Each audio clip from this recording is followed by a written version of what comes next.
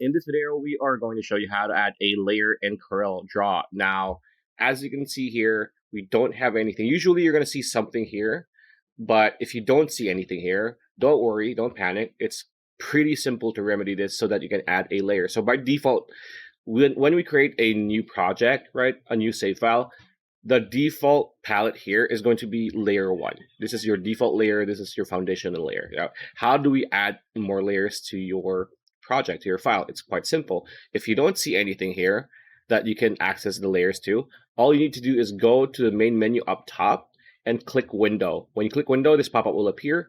You want to click on Dockers, or not even click on Dockers, just hover your mouse on Dockers and click on Objects, right? If you click Objects, this will appear here on your right-hand side. And as you can see, layer 1, right?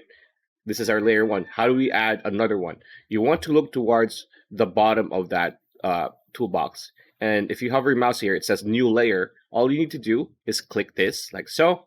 And there you go. We have layer 2. If you want more, 3, 4, as many as you want, right?